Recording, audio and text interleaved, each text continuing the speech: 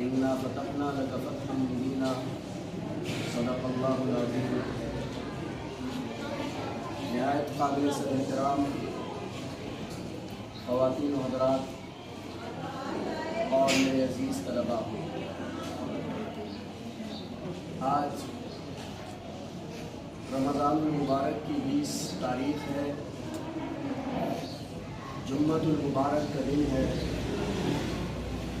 یہ عظیم دن اور یہ عظیم تاریخ ہمیں ایک عظیم فتح کی یاد دلاتی ہے، ایک عظیم واقعے کی یاد دلاتی ہے جو آج سے 1400 سال قبل یہ واقعہ ہوا۔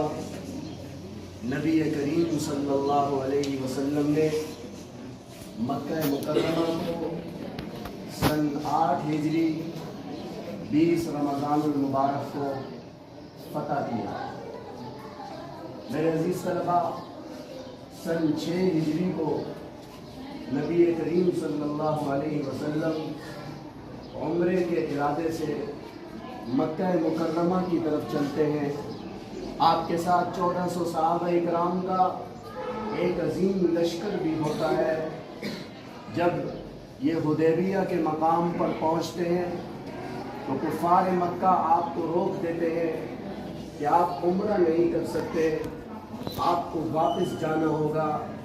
نبی کریم صلی اللہ علیہ وسلم نے سیدنا عثمان بن عفان رضی اللہ تعالی عنہ کو سفیر بنا کر، قاصد بنا کر بھیجا کہ آپ جائیں اور مکہ کے کافروں کو بتائیں کہ ہمارا ارادہ آپ سے لڑنے کا نہیں ہے، ہمارا ارادہ آپ سے قتل و قتال کا نہیں ہے، ہمارا ارادہ خون بہانے کا نہیں ہے، ہم تو صرف یہ چاہتے ہیں کہ ہم عمرہ کر لیں، ہمیں اجازت دیں، ہمارے راستہ میں رکاوٹ نہ ڈالیں، صعوبتیں نہ پیدا کریں، مشکلات پیدا نہ کریں۔ جناب عثمان بن عفان رضی اللہ تعالیٰ عنہ وہاں پہنچتے ہیں۔ ادھر حدیبیہ کے مقام پر یہ خبر پہنچتی ہے کہ جناب عثمان بن عفان رضی اللہ تعالیٰ عنہ کو شہید کر دیا گیا ہے۔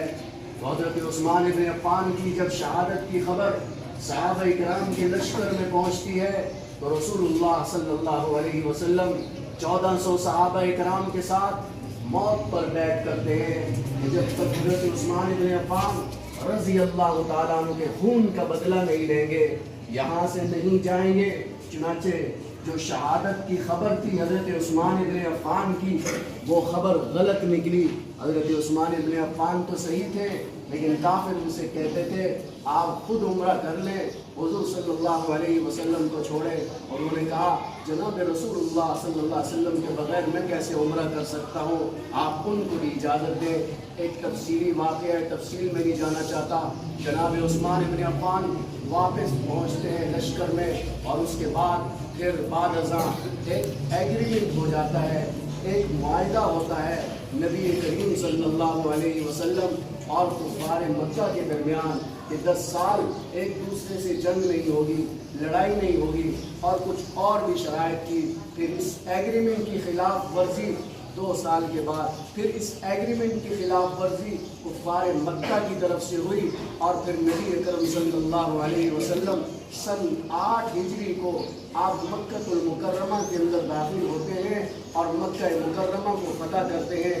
عالم یہ ہے کہ 10,000 صحابہ کرام آپ کے ساتھ موجود ہیں اور آپ مکہ المکرمہ کو فتح کرنے کے لیے جا رہے ہیں۔ آپ حیران ہوں گے، صرف 8 سال پہلے آپ کو اسی شہر سے نکالا گیا، آپ کو اسی شہر سے آپ کو مجبور کر دیا گیا کہ آپ نے اپنا آبائی وطن چھوڑ دیا، اور اس کے 8 سال کے بعد آپ نے اتنی بڑی صحابہ کرام کی جماعت کے ساتھ، لشکر کے ساتھ اسی مکہ مکرمہ کو فتح کیا۔ جب آپ مکہ مکرمہ کو فتح کر رہے تھے، ذرا غور سے میری بات سنیے گا، توجہ دیجیے گا، بہت عجیب واقعہ بیان کرنے لگا ہوں۔ وہ قوم جس نے نبی اکرم صلی اللہ علیہ وسلم پر ظلم کے پہاڑ توڑے، صحابہ اکرام پر ظلم کے پہاڑ توڑے۔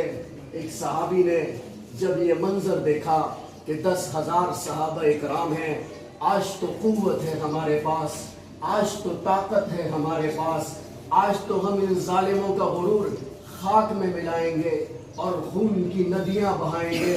تو پھر سعد بن عبادہ نے کہا تھا الیوم یوم الملحمہ، آج تو خون بہانے کا دن ہے، الیوم یوم الملحمہ، آج تو لڑائی کا دن ہے، آج تو قتل و قتال کا دن ہے، ہم آج کے دن اور تاریخ میں بدلہ لیں گے۔ انہوں نے ہم پر بڑا ظلم کیا ہے، بڑا ستم کیا ہے۔ تو پھر نبی اکرم صلی اللہ علیہ وسلم کو جب پتہ چلا تو حضور علیہ الصلوۃ والسلام نے کیا کہا؟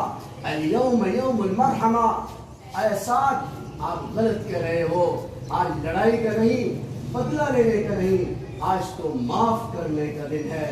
الیوم یوم المرحمہ، جس قوم نے نبی اکرم صلی اللہ علیہ وسلم کے دندان مبارک شہید کیے، جس قوم نے آپ کے صحابہ کرام کو شہید کیا، جس قوم نے آپ کے سکے چچا کے ٹکڑے ٹکڑے کر دیے، جو قوم نبی مکرم کے مقابلہ میں آئی اور وہ تکلیف کوئی نہ تھی جسے نبی اکرم صلی اللہ علیہ وسلم اور آپ کے صحابہ کو نہ دیا ہو، آج اسی قوم کو نبی اکرم صلی اللہ علیہ وسلم نے معاف کر دیا اور عام معافی کا اعلان کر دیا، اور اعلان کر دیا جو ابو سفیان کے گھر داخل ہو جائے اس کو بھی معاف کر دیا جائے گا، جو بیت اللہ کا دروازہ بند کے اندر داخل ہو جائے اس کو بھی معاف کر دیا جائے گا، جو اپنے گھر کا دروازہ بند کر لے اس کو بھی معاف کر دیا جائے گا۔ آج معافی کے اعلانات ہو رہے ہیں۔